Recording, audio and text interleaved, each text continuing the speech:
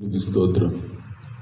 ప్రభునందు ప్రియమైన ప్రభుడలరు, మీరందరూ సంతోషంగా ఉన్నారా? ప్రభుని స్తుతిస్తున్నారా? దేవుని వాక్యాన్ని ధ్యానిస్తున్నారా? కుటుంబంతో కలిసి ప్రభువులో ఆనందిస్తున్నారా? మంచిది. ప్రభు మనకిచ్చే ప్రతి సమయము విలువైనది. అందుకని ప్రతి దానికి సమయము కలదు. ఆకాశము కింద ఉన్న మనందరికీ ప్రతి ప్రయత్నానికి సమయం అనేది దేవుడు ఏర్పరిచాడు. కనుక ఏ ఒక్కరూ దేవుడు మనకి ఇవ్వబడిన సమయాన్ని సద్వినియోగపరుచుకుందాం. దేవుడు మనకి ఇవ్వబడిన మందిరానికి రాలేకపోతున్నా నిరుత్సాహపడక, ఉన్న సమయాన్ని దుర్వినియోగం చేసుకొనక సమయాన్ని సద్వినియోగపరచుకోండి.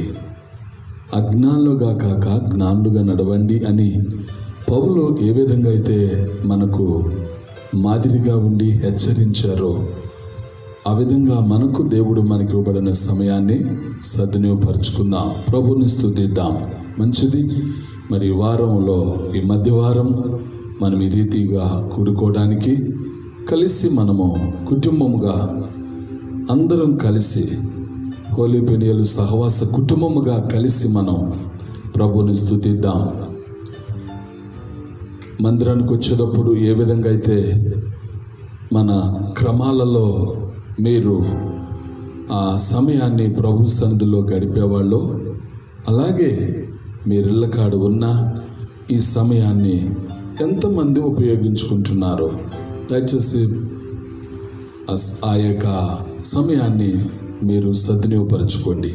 కనుక మీరున్న స్థలంలోనే మరి మధ్యవార ప్రార్థన దేవుని మందిలో గడుపుతున్నట్టుగానే భావించి మీరున్న గృహములోనే ఇది ప్రార్థనా సమయం, ఇది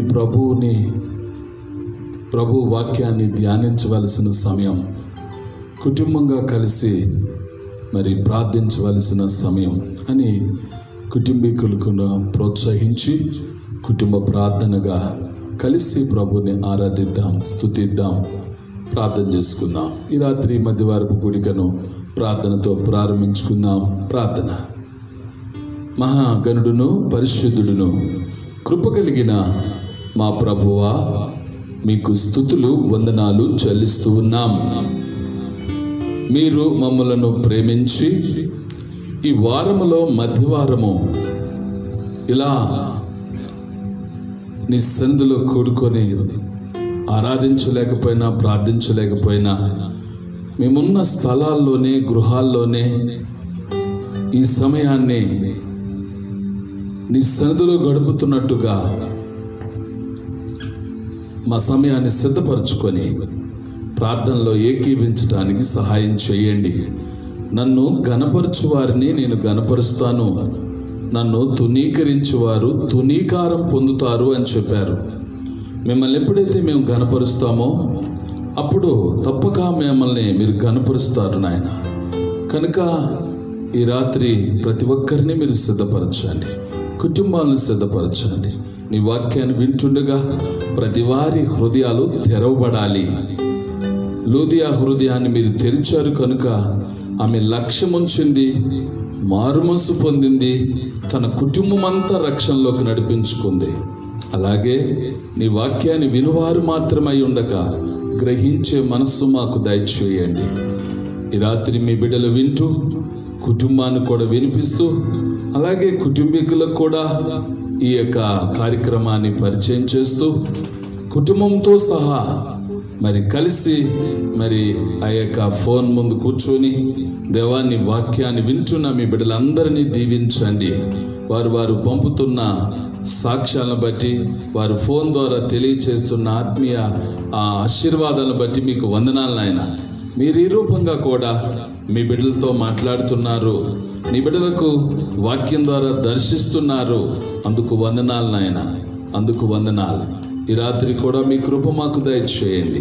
ఈ వాక్కులు మా హృదయాల్లో ముద్ర వేయమని జరగవలసిన ఈ యొక్క కార్యక్రమాన్ని మీ చేతులకు అప్పగిస్తూ యేసు నామమున అడుగుచున్నాము తండ్రి, ఆమేన్. మంచిదండి.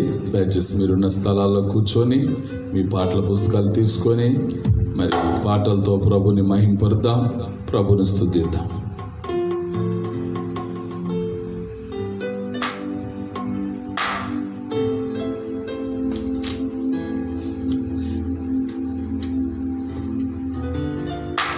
ప్రభువైన యేసుక్రీస్తు నామములో మీ అందరికీ మా హృదయపూర్వక వందనములు.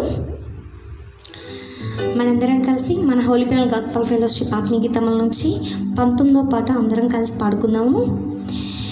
మండుచున్న అగ్ని పొదలో అగ్నిలా వచ్చి దేవుడు మోషేని ఎలాగైతే దర్శించి మోషేతో దేవుడు ఎలాగైతే మాట్లాడాడో ఈ రాత్రి మనతో దేవుడు మాట్లాడాలి. దేవుని యొక్క వాక్యం ద్వారా మనతో మాట్లాడాలి. అయ్యా నీకు వందనాలు, నీ యొక్క ఆత్మతో నన్ను నింపు, నీ యొక్క అగ్నితో నన్ను నింపు, నా యొక్క పెదవులు కాల్చయ్యా. అయ్యే ఆనాడు యెషయా పెదవులు ఎలాగైతే కాల్చావో ఈరోజు నా పెదవులు కాల్చి నీ యొక్క ఆత్మశక్తితో నన్ను నింపి పరిశుద్ధాత్మ అభిషేకాన్ని పొందుకునే కృప నాకు దయచేయి. నీ యొక్క వాక్యం ద్వారా నాతో మాట్లాడు. అంత్యకాలంలో నాయన యెరూషలేము మనుషులందరిపై పరిశుద్ధాత్మ నిశ్చయించావు కదా అయ్యా. యెరూషలేము, యూదయ, సమరయ, బూదిగంతలందు సాక్షులై ఇందురని చెప్పారు కదా.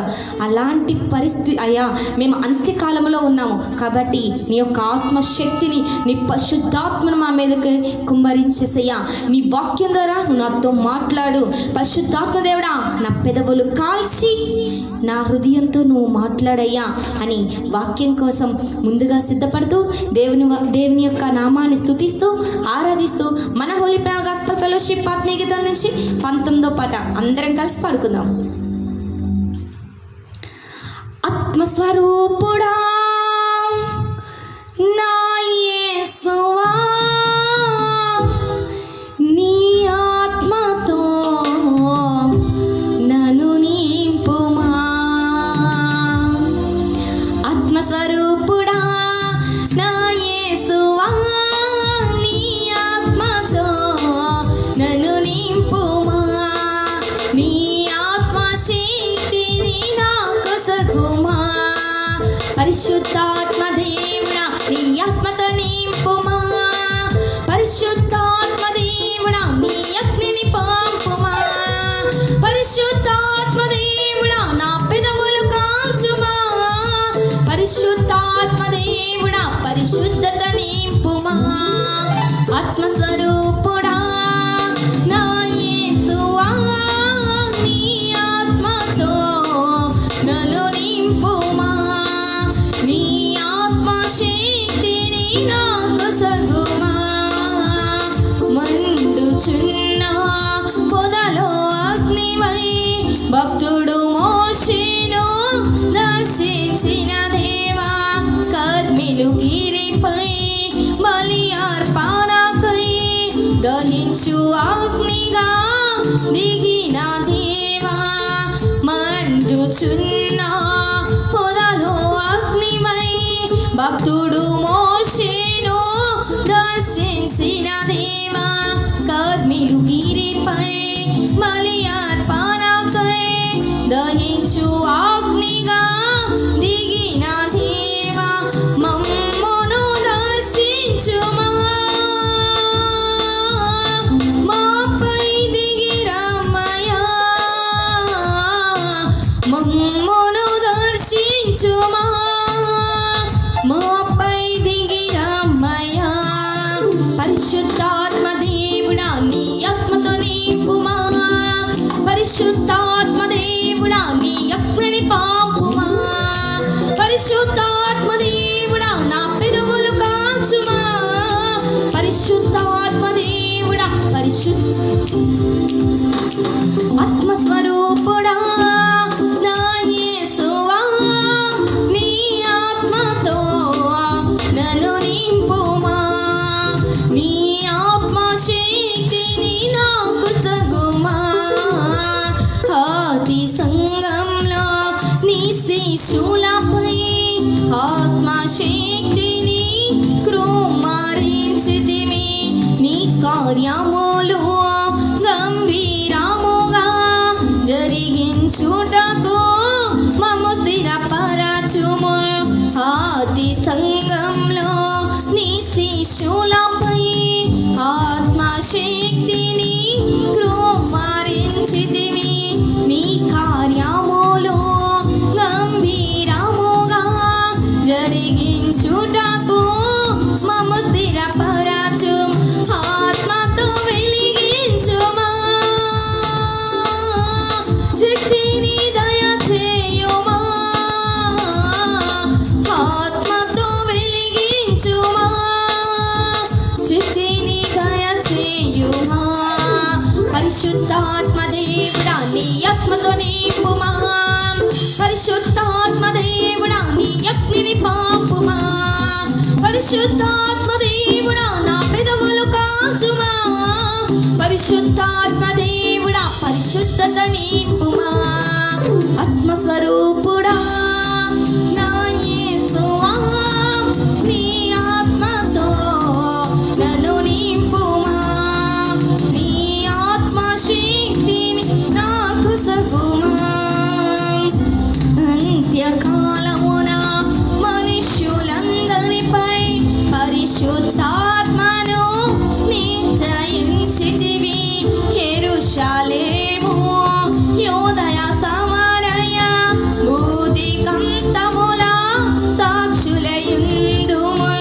అంత్యకాలమున మనుష్యులందరిపై పరిశుద్ధాత్మను నిశ్చయించితివి. యెరూషలేము, యూదయ, సమరయ, భూదిగంతముల సాక్షులయుందుము. వాగ్దానం నెరవేరగా ఆత్మశక్తితో నింపుమా. వాగ్దానం నెరవేరగా ఆత్మశక్తితో నింపుమా. పరిశుద్ధాత్మ దేవుడా నీ ఆత్మతో నింపుమా. పరిశుద్ధాత్మ దేవుడా నీ అగ్నిని పంపుమా. పరిశుద్ధాత్మ దేవుడా నా పెదవులు కాచుమా. పరిశుద్ధాత్మ దేవుడా పరిశుద్ధత నింపుమా. ఆత్మస్వరూపుడా నా యేసువా, నీ ఆత్మతో నన్ను నింపుమా. నీ ఆత్మశక్తిని నాకు సగుమా. పరిశుద్ధాత్మ దేవుడా నీ ఆత్మతో నింపుమా. పరిశుద్ధాత్మ దేవుడా నీ అగ్నిని పంపుమా. పరిశుద్ధాత్మ దేవుడా నా పెదవులు కాచుమా. పరిశుద్ధాత్మ దేవుడా పరిశుద్ధత నింపుమా. ఆత్మస్వరూపుడా నా యేసువా, నీ ఆత్మతో నన్ను నింపుమా. ఆత్మస్వరూపుడా నా యేసువా, నీ ఆత్మతో నన్ను నింపుమా. నీ ఆత్మశక్తిని నాకు సగుమా.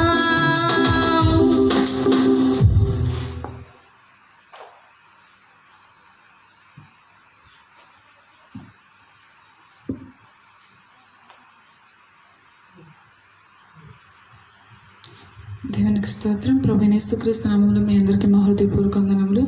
ఇప్పుడు మన హోలీ పెన్నియల్ గాస్పెల్ ఫెలోషిప్ ఆత్మీయ గీతం నుంచి 140వ పాట పాడుకుందామండి. బ్రతకాలని ఉన్నా బ్రతకలేకున్నా, నిలవాలని ఉన్నా నిలవలేకున్నా, యేసయ్యా చూడాలనున్నా చూడలేకపోతున్నాను, నిన్ను చేరాలనుంది కానీ చేరలేకపోతున్నాను. యేసయ్యా నన్ను బ్రతికించు అని మనసారా అని వేడుకుంటూ అందరం కలిసి ఈ పాట పాడుకుందాం. బ్రతకాలని ఉన్నా బ్రతకలేకున్నా, నిలవాలని ఉన్నా నిలవలేకున్నా, చూడాలని ఉన్నా చూడలేకున్నా, చేరాలని ఉన్నా నిన్ను చేరలేకున్నా, బ్రతికించుమో యేసయ్యా, దయచేచుమో నన్నయ్యా.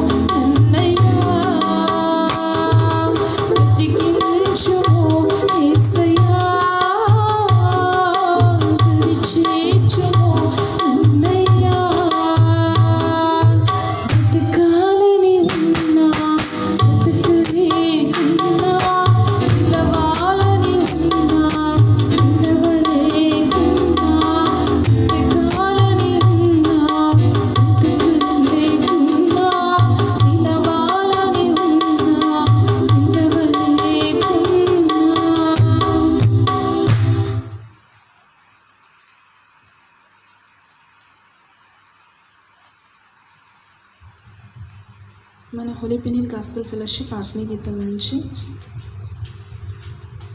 23వ పాట పాడుకొని దేవుని నామాన్ని మహిమపరుద్దాం.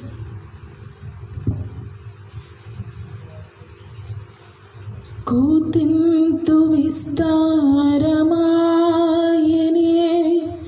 కోతకు పనివారు కుదువాయనే కోతింతు విస్తారమాయనే కోతకు పనివారు కుదువాయనే ప్రభు యేసు నిధులన్నీ నిలువాయనే ప్రభు యేసు నిధులన్నీ నిలువాయనే ఇది కోతకు సమయం పనివారి తరుణం ప్రార్థన చేయుదమా ఇది కోతకు సమయం పనివారు తరుణం ప్రార్థన చేయుదమా పైరును చూచిదమా పంటను కోయుదమా పైరును చూచిదమా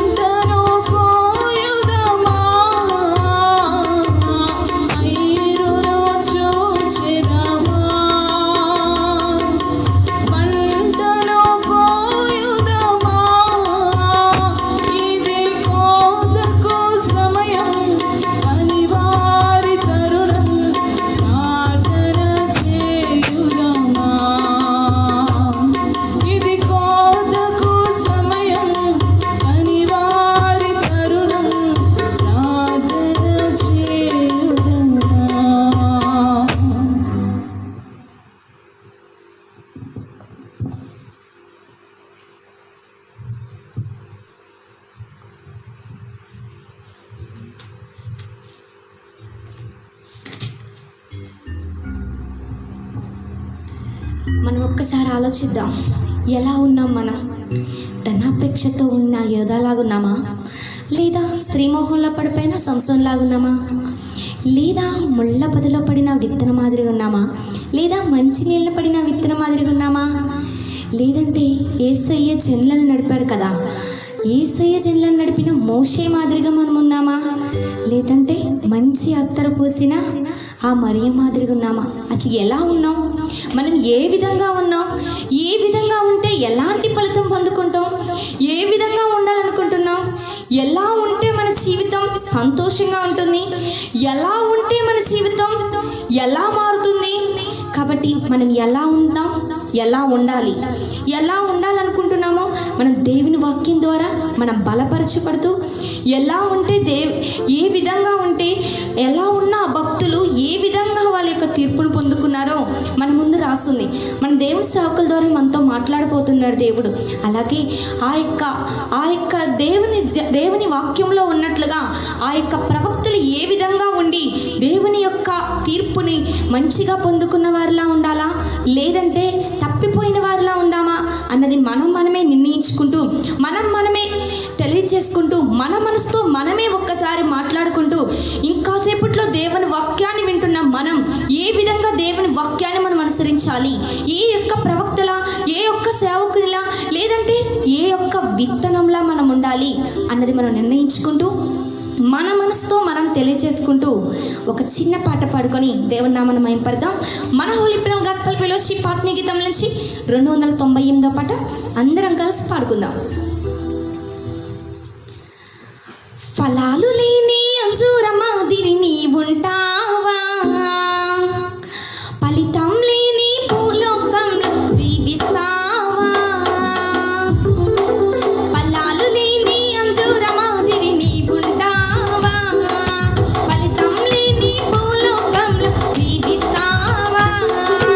ఉంటానంటావా, అలాగే ఉంటావా, ఉంటానంటావా, ఎన్నాళ్ళు ఉంటావో, ఉంటానంటావా,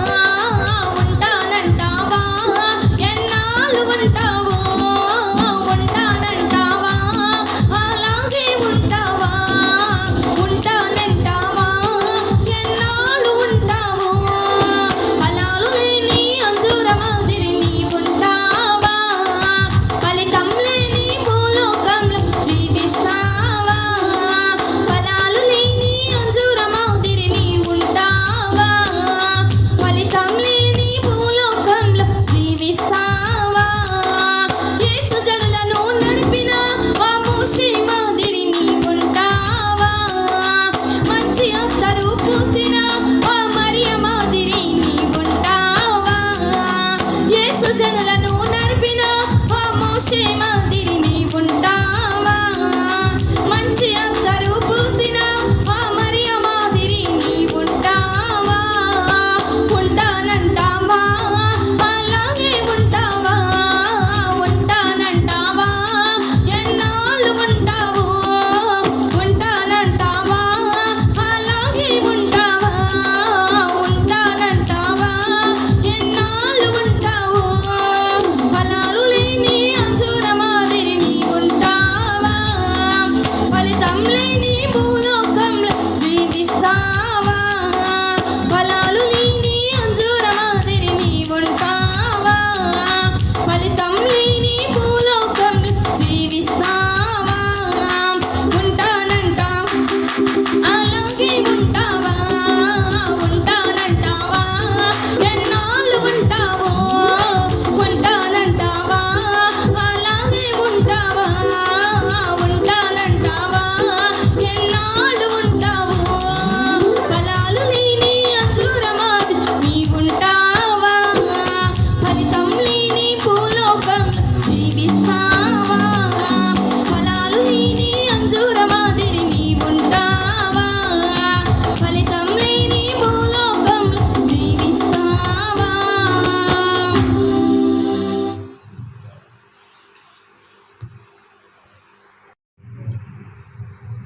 ఇప్పటి వరకు మనం పాటలతో ప్రభుని స్తుతించాం. ఈ రాత్రి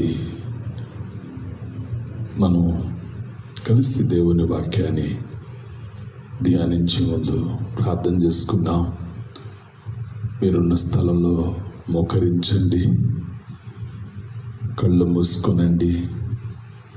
ప్రభువా, నువ్వు నాతో మాట్లాడాలి అని మన హృదయాలను ప్రభు ఎదుట సిద్ధపరచుకుందాం. ప్రార్థన. మహాగణుడును పరిశుద్ధుడును ప్రేమ కలిగిన మా ప్రభువా, మీకు స్తుతులు వందనాలు చెల్లిస్తూ ఉన్నాం.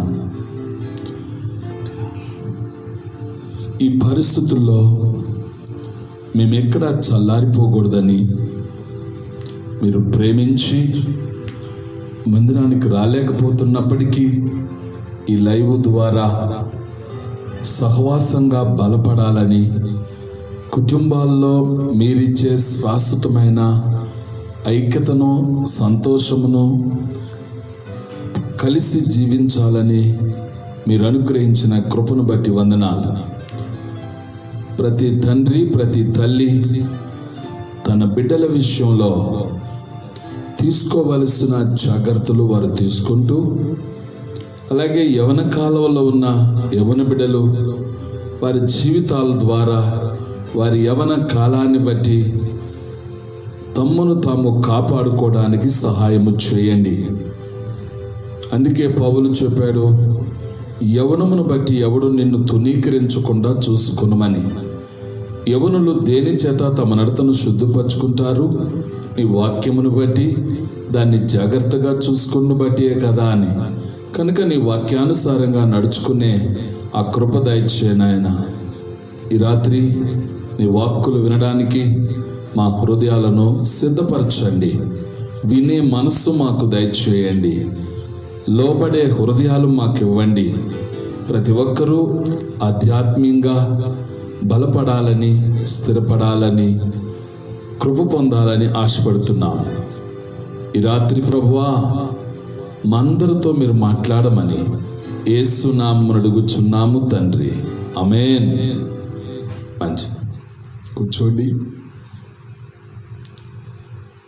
మీరు ఇళ్ళ దగ్గరుండి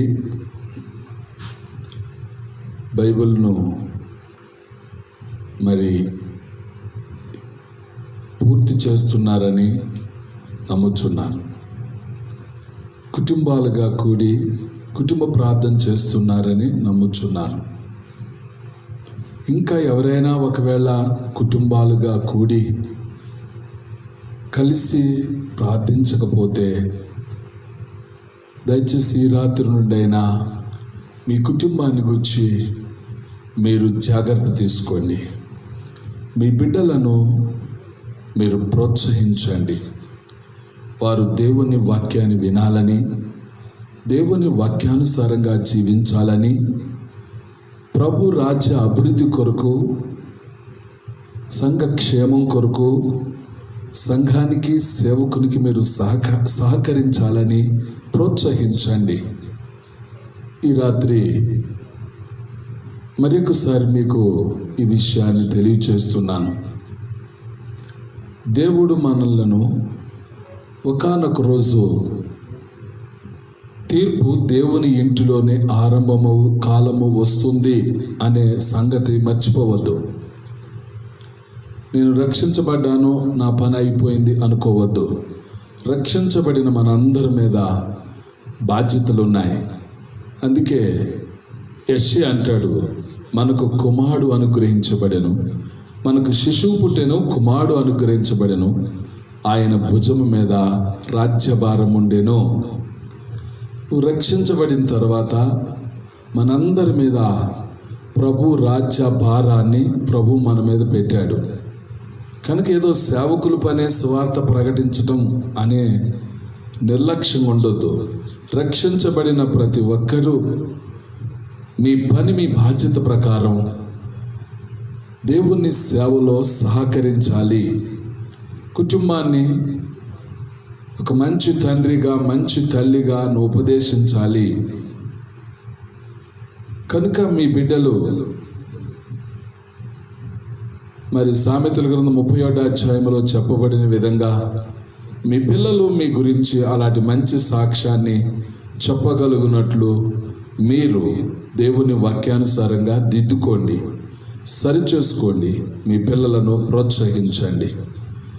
దయచేసి కుటుంబాలతో ప్రభు వాక్యాన్ని ధ్యానించటం, వారు ఎక్కడ ఒకవేళ దూరంగా ఉన్నప్పటికీ వారు దేవుని వాక్యాన్ని వింటున్నారో లేదో, ప్రార్థిస్తున్నారో లేదో, దేవుడు అంటే, దేవుని సన్నిధి అంటే భయపడుతున్నారో లేదో, దేవుని ఆజ్ఞలకు లోబడుతున్నారో లేదో, ప్రభు కొరకు వారి మంచి మనసుతో సహకరిస్తున్నారో లేదో, వారి విషయంలో మీరు బాధ్యత తీసుకోవాలి. బైబిల్ చెప్తుంది, మేలైనది చేయనెరిగియుండి అలాగూ చేయని వారికి పాపం కలుగును.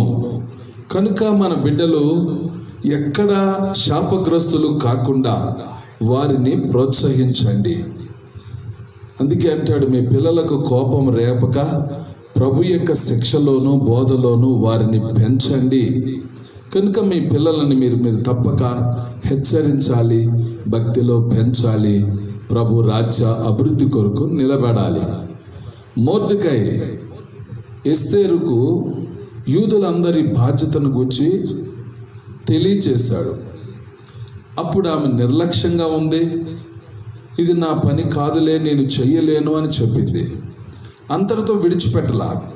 ధైర్యంగా తన కుమార్తెకు చెప్పాడు, జాగ్రత్త, నువ్వు రాజనగర్లో ఉన్నంత మాత్రాన తప్పించుకుందాం అనుకుంటున్నావేమో.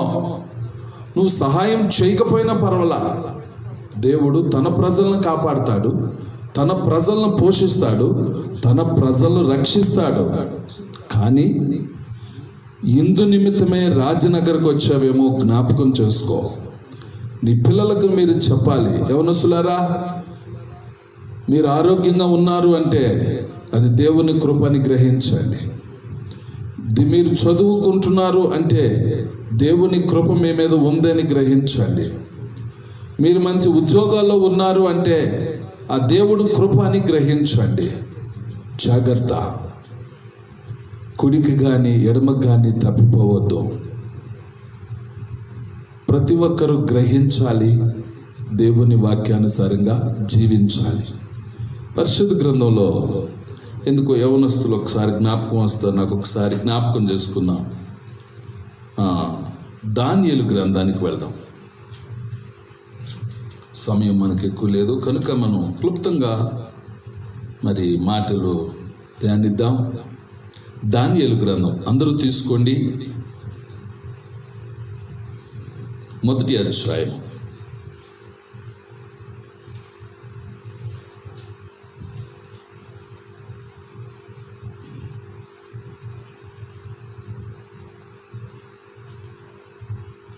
ఎనిమిదవ వచనం. రాజు భుజించు భోజనమును పానమును ద్రాక్షరసమును పుచ్చుకొని తన్ను అపవిత్రపరచుకొనకూడదని దానియేలు ఉద్దేశించి తాను అపవిత్రుడు కాకుండానట్లును వాటిని పుచ్చుకొనకుండా సెలవిమ్మని నపుంసకుల అధిపతిని వేడుకొనగా. చాలే. ఇక్కడ మనకు ముగ్గురు లేక నలుగురు బాలురు మనకు కనిపిస్తారు. వారి గురించి ఒక మాట అంటాడు, అనగా 16వ వచనం,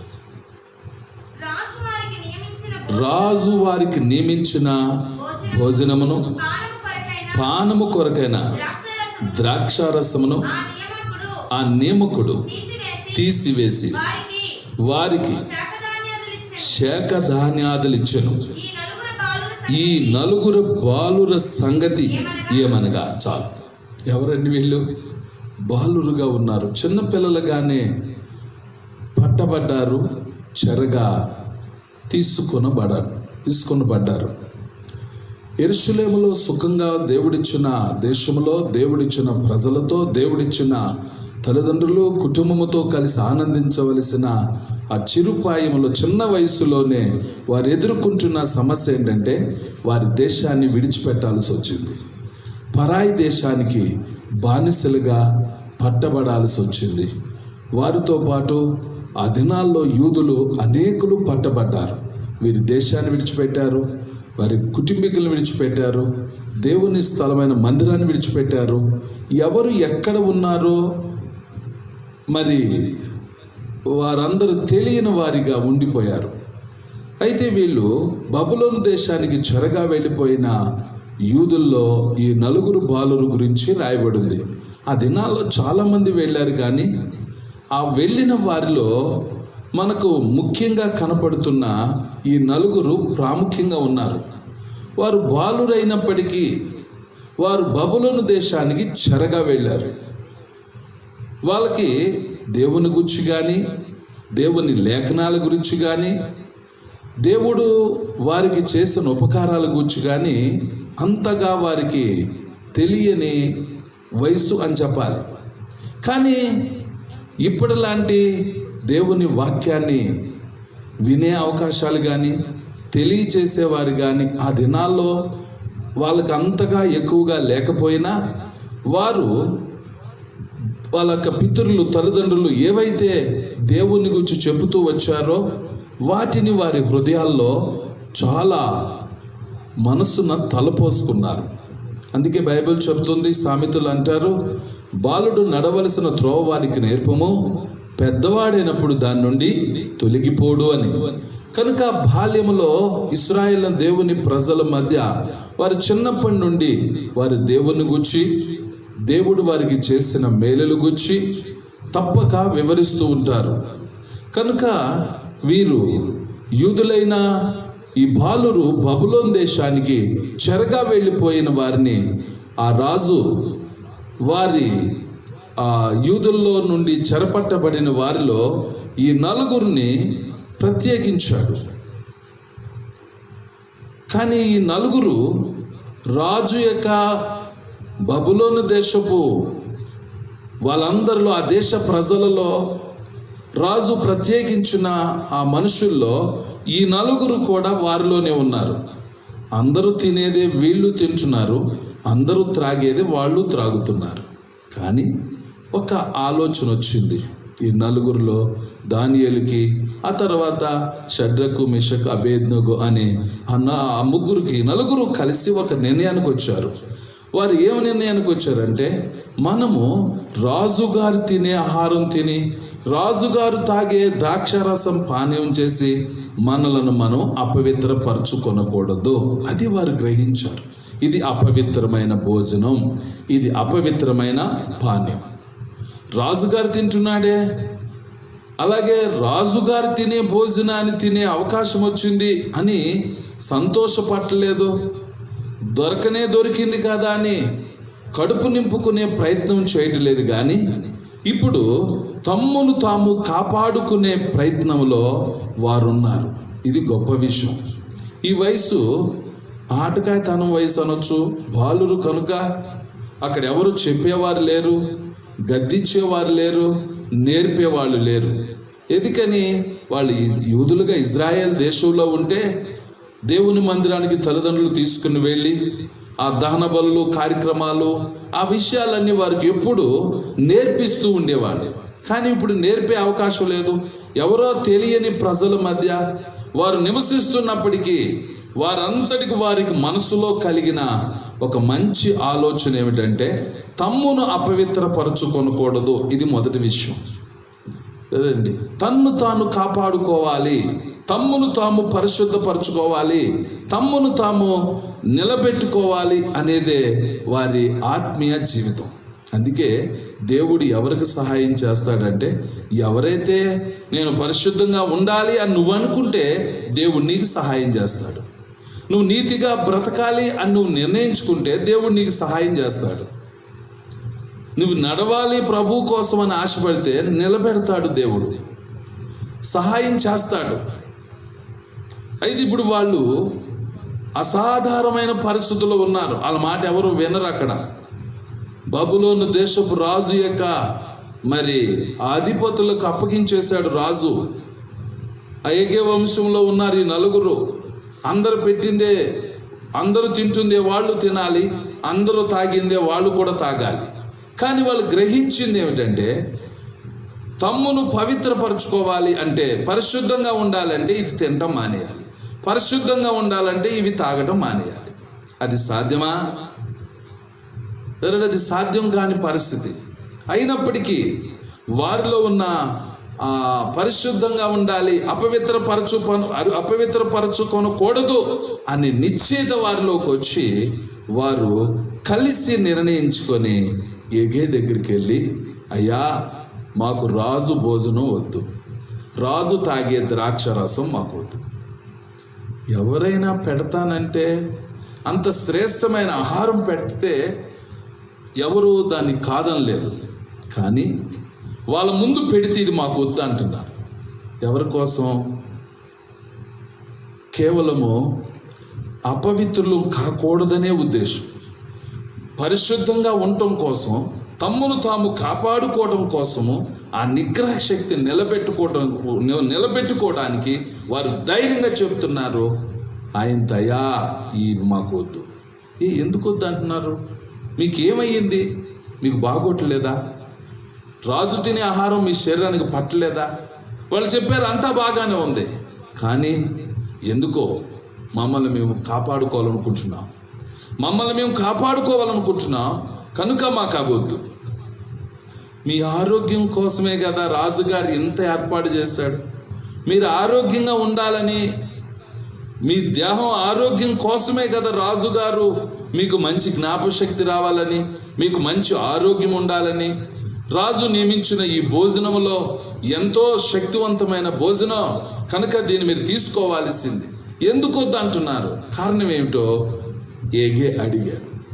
అప్పుడు వాళ్ళు చెప్పారు, అయ్యా మమ్మల్ని మేము కాపాడుకోవాలనుకుంటున్నాం, ఎందుకో మాకు నలుగురికి వద్దు, మాకు ఆ మాంసం బదులు ఆ యొక్క శాకాహారమే మాకు ఇవ్వండి, ఆ కూరగాయలతోనే మేము ఆహారం తింటాం, కానీ ఆ మాంసాహారం నాకు వద్దు.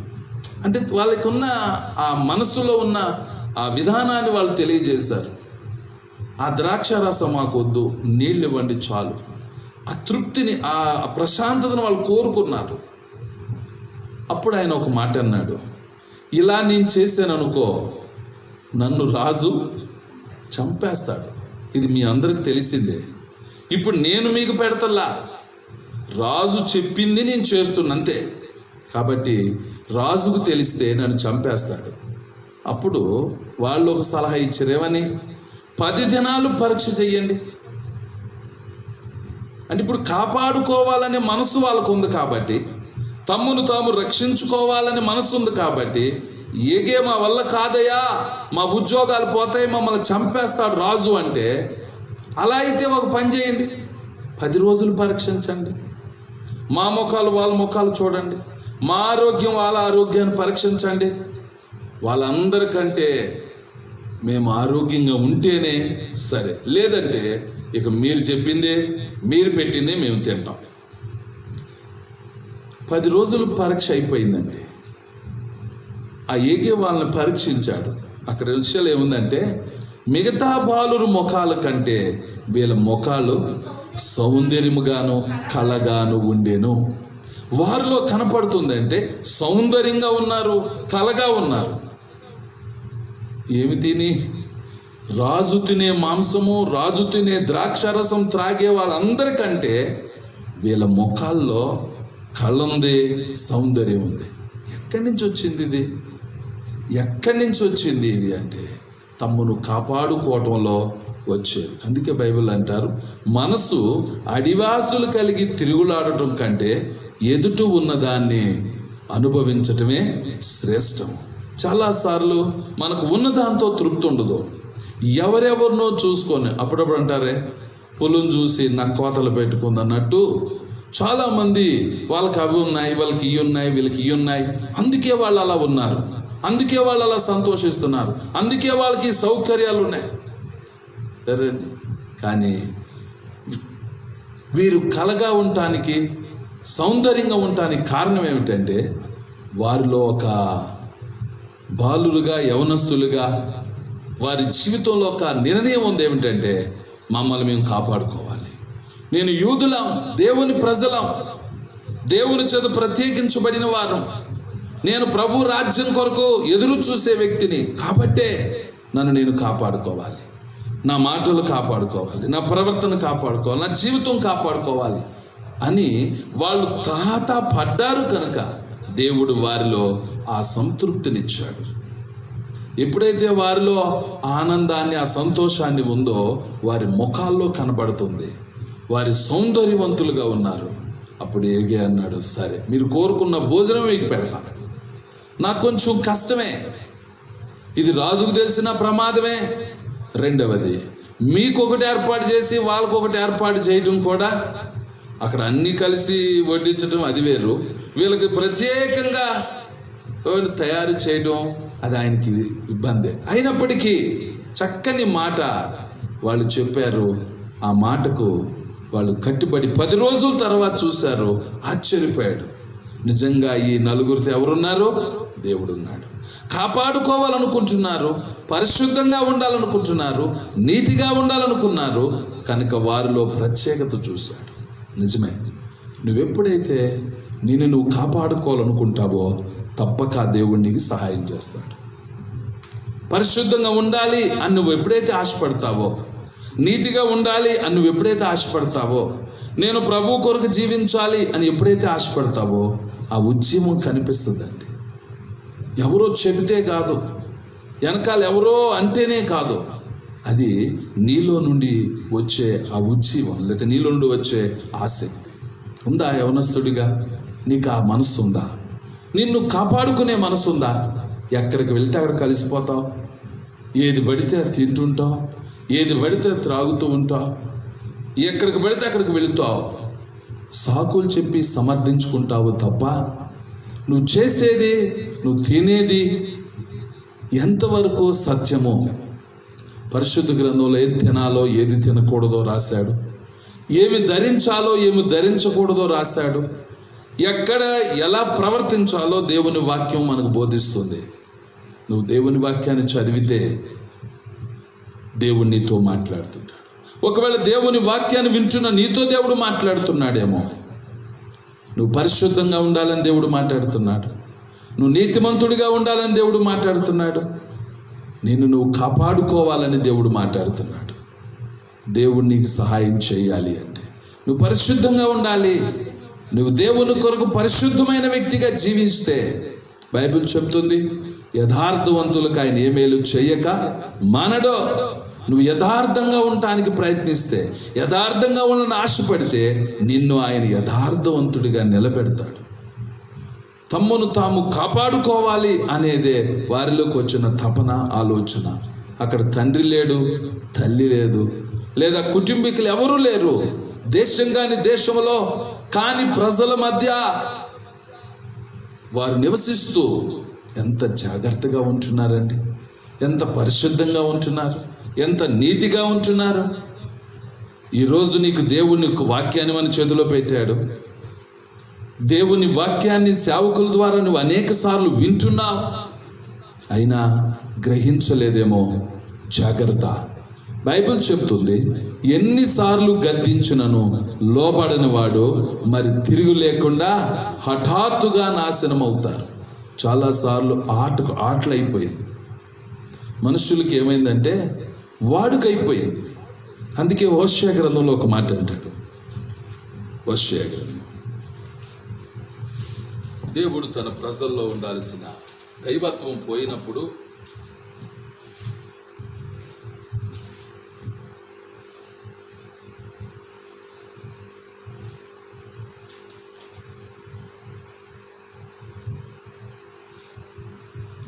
నాలుగవ అధ్యాయం 7వ వచనం, తమకు కలిమి కలిగిన కొలది వారు నా ఎడల అధిక పాపము చేసిరి గనుక వారి ఘనతను నీచ స్థితికి మార్చుదును. చాలు. ఇక్కడ ఒక మాట చెప్పాడు, ఏమంటే తమకు కలిమి కలిగిన కొలది వారు నా ఎడల అధిక పాపము చేసిరి. కలిగే కొద్ది అండి, దీవించబడే కొద్దీ, ఆశీర్వాదం వచ్చే కొద్దీ. సరే, అప్పుడప్పుడు అంటారే, చదువుకోకముందంట కాకరగాయ అని స్పష్టంగా పలుకుతాడంట. చదువుకున్నాక పేరే కేకరగాయ అన్నట్టుగానే భక్తిలో లేనప్పుడున్నంత శ్రద్ధ కలిగినాక పోగొట్టుకుంటామేమో. ఉద్యోగం లేనప్పుడున్న దేవుని కొరకు ఆరాటం, ఉద్యోగం వచ్చాక ఆ నమ్మకత్వం ఉందా? స్వస్థత లేనప్పుడు, బాధల్లో ఉన్నప్పుడు పడిన ఆరాటం స్వస్థత పొందాక నీకున్నదా? దయచేసి యవనస్తులారా గుర్తుంచుకోండి, నీ స్థితి రాత్రి ఎలా ఉందో అది పరీక్షించుకో. నువ్వు ఎక్కడున్నావు? ఏ స్థానంలో నుండి దేవుడిని నీ స్థితిలో ఉంచాడు? దయచేసి జ్ఞాపకం చేసుకో. ఇక్కడ హోషేయ ద్వారా దేవుడు తెలియచేస్తున్నాడు, తమకు కలిమి కలిగిన కొలది వాళ్ళు అధికంగా పాపం చేశారండి. కలిగిన కొద్దీ, దీవించబడే కొద్దీ. సరే, దేవుని బిడ్డలకు దీవించబడ్డాక దేవుని సన్నిధి మర్చిపోయిన వాళ్ళు ఎంతోమంది ఉన్నారు. దేవుని ఘనపరచాలన్న సంగతే మర్చిపోయిన వాళ్ళు ఎంతోమంది ఉన్నారు. దేవుడు దీవించిన తర్వాత దేవుని సమయాన్ని, దేవుని ధనాన్ని, దేవుని కార్యాలని, దేవుని స్థలాన్నే మర్చిపోయేవాళ్ళు ఎంతోమంది ఉన్నారు. అందులో ఒకటిగా నువ్వు ఉన్నావేమో. ఈరోజు ఈ రాత్రి పరీక్షించుకో, ఈ రాత్రి దిద్దుకో. తమకు కలిమి కలిగిన కొలది అధికంగా పాపం చేస్తూ వచ్చారు. నీవు నీ చేతిలో లేవు, నీవు దేవుని చేతిలో ఉన్నావు. నువ్వు దేవునికి భయపడవలసిన వాడు, దేవుని మాట వినవలసిన వాడు, దేవుని ఆజ్ఞానుసారంగా జీవించవలసిన వాడు. అందుకే పౌలు అంటాడు, మీరు మీ సొత్తు కారు, మీరు వెలపెట్టి కొనబడిన వారు కనుక మీ దేహములతో దేవుణ్ణి మహింపరచాలి. దేన్ని మహింపరుస్తున్నావు? ఎక్కడ ఉంటున్నావు? ఏం మాట్లాడుతున్నావు? ఏం ప్రవర్తిస్తున్నావు? జాగ్రత్త. దేవుడు నిన్ను తీర్పులోనికి తేకమునిపే, దేవుని ప్రేమ ఉగ్రత కాకమునిపే, దేవుని ప్రేమ గల హస్తాల్లోకి తప్పు తెలుసుకొని నీ నడత సరి చేసుకుంటే క్షేమం. కింద వచనం అంటాడు. ఇప్పుడు మరలా 10వ వచనం, వారు యెహోవాను లక్ష్య పెట్టుట మానిది గనుక వారు భోజనము చేసినను తృప్తి పొందకై ఉన్నారు.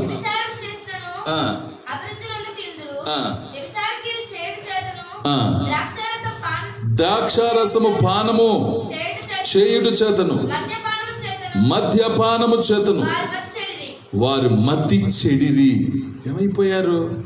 చెడిపోయారండి. ఈ మధ్యకాలంలో, ఈ లాక్డౌన్లో ఈ మద్యం ఎప్పుడైతే మా షాపులు మూసేశారో మతి చెడిపోయిందండి. కరోనా రోగం కంటే ఈ మత్తు మందులు లేకపోవటం వలన ఏమండి రోగాలకు గురైపోయి ఎంతమంది హాస్పిటల్ పాలైపోయారు. దయచేసి నువ్వు రక్షించబడ్డావేమో, నువ్వు మార్మస్ పొందావేమో, దేవుని దగ్గర సరి చూసుకో, నీకు క్షేమం. దేవుడు నిన్ను అనేక సార్లుగా ప్రేమిస్తున్నాడు. దేవుడు నిన్ను ఈ స్థితిలో ఉంచాడు అంటే నువ్వెంత దేవునికి భయపడాలి, నువ్వెంత దేవుని దగ్గరగా ఉండాలి, దేవుని రాజ్య అభివృద్ధి కొరకు నీ వంతు నువ్వు ఎంత ప్రయాసపడాలి. నువ్వు ప్రయాసపడుతున్నావా, ప్రార్థిస్తున్నావా, లేక నీకు తెలిసిన విధంగా మాట్లాడుకుంటున్నావేమో? జాగ్రత్త. దేవుని వాక్యానికి లోబడు. దీవించబడిన తర్వాత, ఆశీర్వదించబడిన తర్వాత, దేవుని మేలు పొందిన తర్వాత, స్వస్థత పొందిన తర్వాత తిరుగుబాటు చేయడం అది సాతాను యొక్క క్రియలు, కార్యాలు. నువ్వు అలాంటి వ్యక్తివి కాకూడదు. దానియేలు, షడ్రక్, మెషక్, అబేద్నెగో అనేవారు బబులోను దేశానికి చెరగా వెళ్ళారే. వారి బాల్యం, యవనం, వృద్ధాప్యం అక్కడే గడిచిపోయింది. కానీ వాళ్ళు బాల్యములో తీసుకున్నారు నిర్ణయం, చిన్న వయసులో తీసుకున్నారు నిర్ణయం, వాళ్ళ జీవితం అంతా కాపాడుకున్నారు. ఎన్ని వేల మైళ్ళు నడవాలన్నా నీ ప్రయాణం ఒక అడుగుతోనే ప్రారంభమవుతుంది. నువ్వు ఎలా ప్రారంభించావు నీ జీవితాన్ని? రక్షించబడిన తర్వాత, దీవించబడిన తర్వాత నీ అడుగు ఎలా ప్రవర్తించావు? దేవుడు నిన్ను ప్రేమించి దేవుడు నిన్ను కాపాడుతున్నాడు. దేవుడు నీకు మంచి ఆరోగ్యం ఇచ్చాడు. దేవుడు నీకు మంచి కుటుంబం ఇచ్చాడు. దేవుడు నీకు మంచి ఉద్యోగం ఇచ్చాడు. దేవుడు ప్రేమించి మంచి చదువు ఇచ్చాడు. నీకు మంచి ప్రేమించి కుటుంబం ఇచ్చాడు. నువ్వు దేవునికి నమ్మకస్తుడివేనా? దేవునికి నమ్మకంగా ఉంటున్నావా? అయితే నువ్వు ధన్యుడివే. లేకపోతే ఈ రాత్రి నిన్ను ప్రభు హెచ్చరిస్తున్నాడు అనేది గ్రహించు, అని తెలుసుకో. వీరికి చెప్పేవారు లేకపోయినా వారంతటికి వారికే తమ్మును కాపాడుకోవాలి అనే ఒక నిశ్చయితను వాళ్ళు కలిగి ఉన్నారు. కాబట్టే మిగతా పిల్లల కంటే వీళ్ళు కలగా ఉన్నారు. మిగతా వారి కంటే వీరు చాలా వారిలో మార్పు కనబడుతుంది. నిజమే, అన్నీ ఉన్న వాళ్ళకంటే ఏమీ లేకపోయినా దేవుని బిడ్డలు దేవునితో సంతోషిస్తారు, దేవునిలో ఆనందిస్తారు, దేవుని కొరకు జీవిస్తారు. వారికి ఉన్న దానిలోనే, వారికి ఉన్న స్థితిలోనే దేవుణ్ణి కనపరచడం, దేవుణ్ణి స్తుతించడం, దేవుని కొరకు జీవించడం నేర్చుకోవచ్చు. దేవుని కొరకు నేను జీవించాలి అనే ఆశ మీరు కలిగి ఉండండి. అందుకే యోహాను భక్తుడు అంటాడు, నా పిల్లలు సత్యమును అనుసరించి నడుచుకొనుచున్నారని వినుటి కంటే సంతోషం నాకు ఇంకా ఏంటి? ఏమిటి నా సంతోషం? ఒక తల్లిగా, తండ్రిగా సంతోషించేది ఎప్పుడు అంటే నువ్వు సత్య మార్గంలో ఉన్నప్పుడు, పరిశుద్ధునిగా బ్రతుకుతున్నప్పుడు, యథార్థవంతుడిగా ఉన్నప్పుడు తప్పనిసరిగా నిన్ను బట్టి దేవుడు సంతోషిస్తాడు. నిన్ను బట్టి నిన్ను కన్న తల్లి, తండ్రి సంతోషిస్తారు. వాళ్ళని సంతోషపెట్టే వ్యక్తివేనా నువ్వు? వాళ్ళని దుఃఖ పెడుతున్నావా? జాగ్రత్త. పదాజ్ఞల్లో ఒక ఆజ్ఞ, నీకు మేలు కలుగునట్లు నీ తండ్రిని, తల్లిని సన్మానించు. సరేండి, జన్మనిచ్చిన తల్లిదండ్రులను సంతోషపెట్టాలి, నీకు రక్షణకర్త అయిన దేవుని సంతోషపెట్టాలి. అందుకే అంటాడు, నీ బాల్య దినములు యందు నీ సృష్టికర్తను స్మరణకు తెచ్చుకో. నిన్ను సృష్టించిన వాడు, నీకు ఆ రక్షకుడైన దేవుణ్ణి నువ్వు భయపడాలి. నీకు జన్మనిచ్చిన దేవునికి నువ్వు భయపడాలి. నీ రుణాన్ని తీర్చుకోలేవు నువ్వు. నీకు రక్షణ ఇచ్చిన దేవుని రుణాన్ని తీర్చుకోలేవు. కనుక ఈ నలుగురు తమ్మును తాము కాపాడుకోవాలనే మనస్సు ఉంది. కాబట్టే రాజు తినే భోజనము తింటూ, రాజు తాగే పానీయము తాగేవారి కంటే కలగా, వారిలో కలగా కనపడుతున్నారు. వారిలో ప్రకాశాన్ని, అందంగా స్వరూపం కలిగి ఉన్నారు. మంచి అందంగా ఉన్నారు. కారణం వారిలో ఉన్నది పరిశుద్ధంగా బతకాలి, నీతిగా బ్రతకాలి. అదే వారికి అందం, అదే వారికి ఆరోగ్యం, అదే వారికి ఆశీర్వాదం, అదే వారికి ఘనత, అదే వారికి గొప్ప భాగ్యం అండి. నిజమే, వారిని దేవుడు ఆ దేశంలో ఎలా వాడుకున్నారో మీ అందరికీ తెలుసు. దానియేలుని ఏ స్థితిలో ఉంచాడు, షడ్రక్ మేషక్ అబేద్నెగో వారిని దేవుడు ఏ స్థితిలో ఉంచాడు. వారు ఆ స్థితిలో ఉన్నారంటే కారణం తమ్మును కాపాడుకోవటమే దానికి కారణం. దేవుడు హెచ్చించాడు, దేవుడు దీవించాడు. బాగుంది. అప్పుడేమైపోయారు? నిలబడ్డారండి. ఇలా ముగ్గురికి ఒక్కసారి వచ్చింది ఒక పరీక్ష. పరిశుద్ధంగా కాపాడుకున్న వారికి, యథార్థంగా కాపాడుకున్న వారికి వచ్చింది ఒకరోజు పరీక్ష. అప్పుడు ధైర్యంగా చెప్పారు, మేము సేవిస్తున్న దేవుడు వేడిమి కలిగి మండుచున్న అగ్ని గుండం నుండి తప్పించి రక్షించుటకు మా దేవుడు సమర్థుడు. మా దేవుడు రక్షింపకపోయినా మేము ప్రభు కొరకు మాణిస్తాం. అదండి వారి త్యాగం. దానియేలుకు వచ్చింది ఒకరోజు పరీక్ష.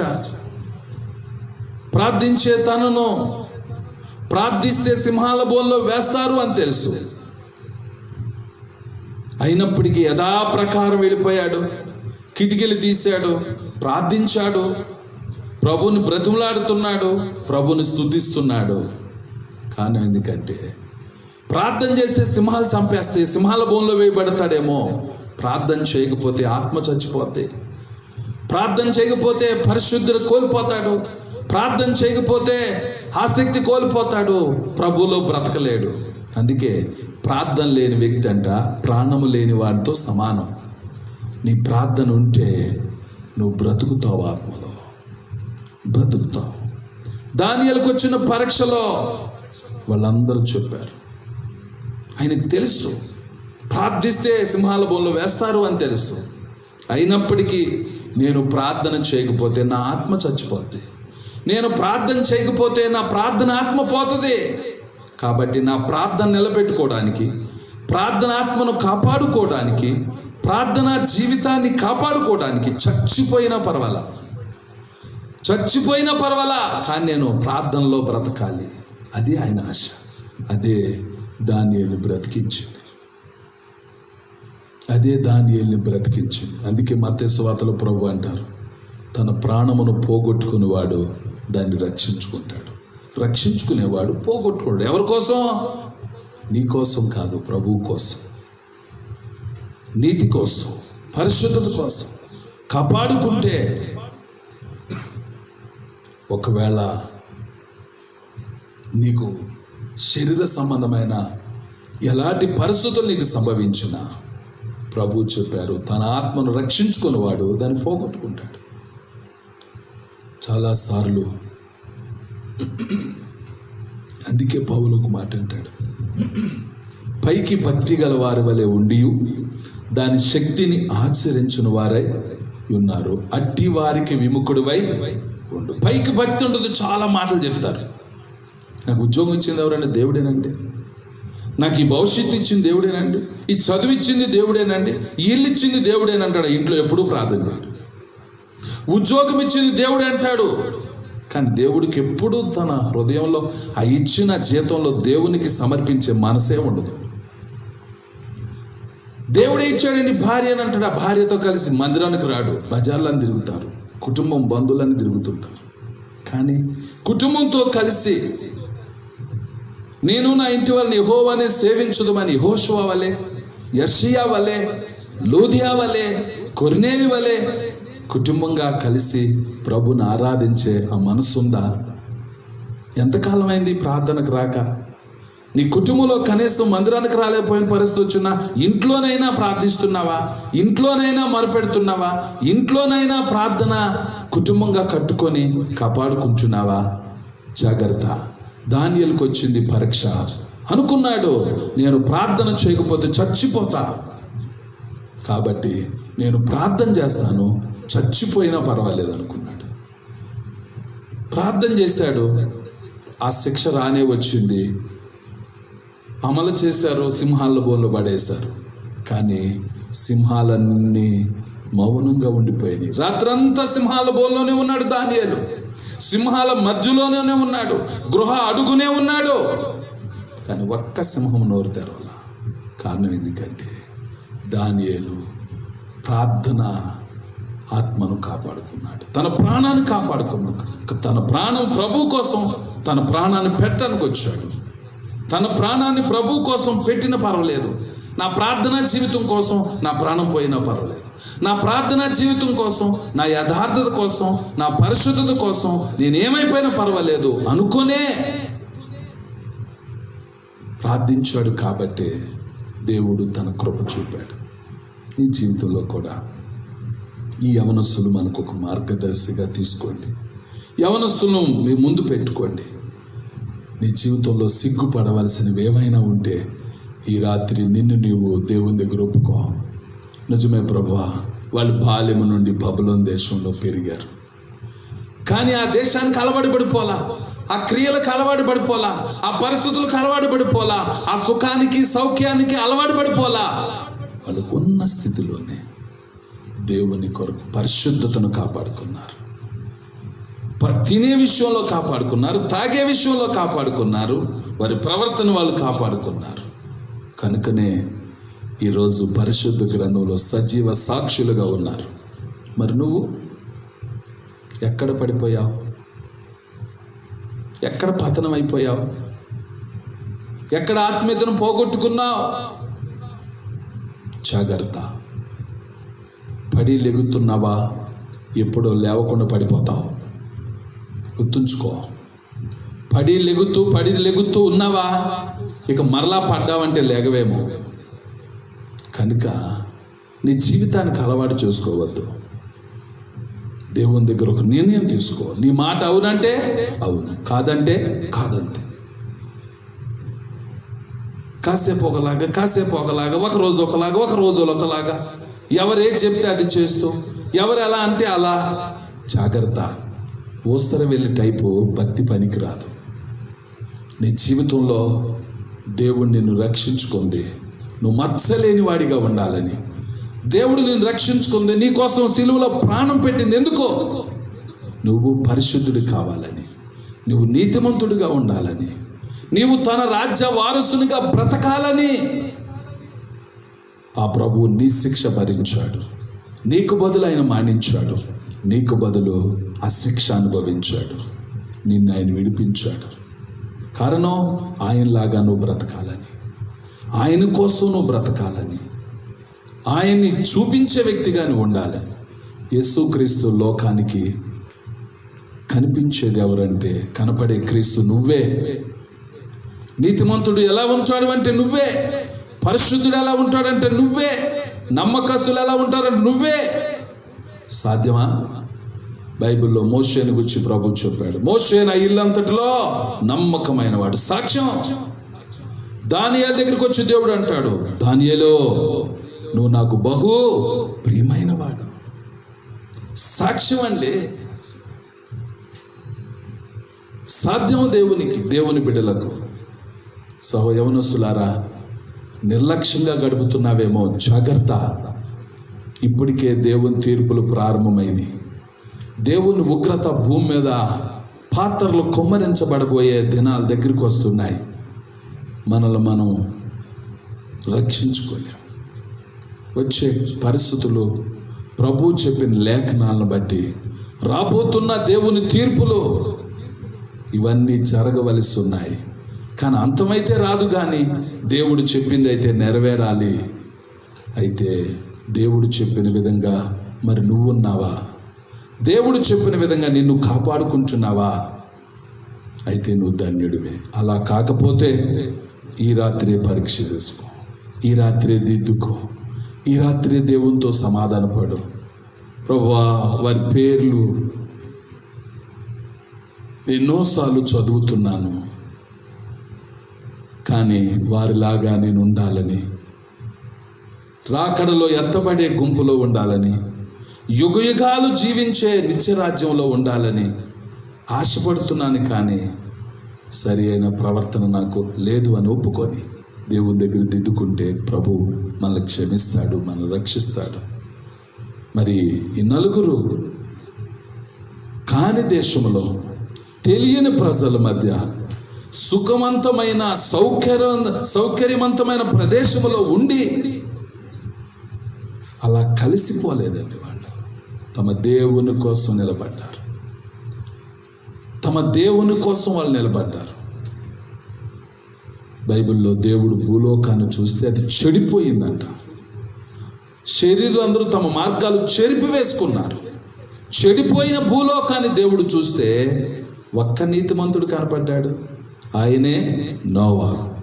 ఆయన అంటాడు, నీవే ఈ తరము వారిలో నీవే నా ఎదుట నీతిమంతుడుగా ఉండుట నేను చూశాను. ఎంత సాక్ష్యం అండి అది. దేవుడు నీ గురించి ఏం చెప్తున్నాడు? ఏం చెప్తున్నాడు దేవుడు నీ గురించి? ఆయన సాక్ష్యం ఏం చెప్తున్నాడో, ఆయన సాక్ష్యము సత్యం. దయచేసి ప్రార్థన చేయండి. ఈ రాత్రి దేవుని సన్నిధిలో నీ గురించి ఆయన ఏం చెప్తున్నాడు? ఇప్పుడు దానియేలు, షడ్రక్, మెషక్, అబేద్నెగో గురించి దేవుడు తన లేఖనములో రాసి ఉంచాడు. వాళ్ళ గురించి మనం చదువుతూ ఉన్నాం, వింటున్నాం. దేవుడు వాళ్ళ గురించి ఆ విధంగా సాక్ష్యం పలికితే మరి మన గురించి ఏం పలుకుతున్నాడు? నీ గురించి ఏం పలుకుతున్నాడు? దేవుని దృష్టిలో ఎలా ఉన్నావు? అది కావాలి. దేవుడు ఏం చూస్తున్నాడు? బైబిల్ చెప్తుంది, హృదయం అన్నిటికంటే మోసకరమైనది, ఘోరమైన వ్యాధి కలది, దాన్ని గ్రహింపగలవాడెవడో? యెహోవాయే. హృదయములను పరిశోధించువాడు, అంతరింద్రియములను పరీక్షించువాడు. నిన్ను తీర్పు తీర్చక మానడు, నిన్ను శిక్షించక మానడు, నిన్ను విడిచిపెట్టడు దేవుడు. ఏదో ఒక రోజు నీవు దానికి వేళ చెల్లించాల్సిందే. బైబిల్ చెప్తుంది, ఏమో మనుషుడా, ఏది విత్తుతావో దాన్నే కోసుకుంటావు. నువ్వేది విత్తుకుంటావో దాన్ని ఒకరోజు అనుభవించబోతున్నావు. దానియేలు, షడ్రక్, మెషక్, అబేద్నెగో వాళ్ళు ఎలా ఉన్నారో ఈ రాత్రి నువ్వు ఎలా ఉన్నావో పరీక్ష చేసుకుందాం. ప్రార్థిద్దాం. కళ్ళు మూసుకోనండి.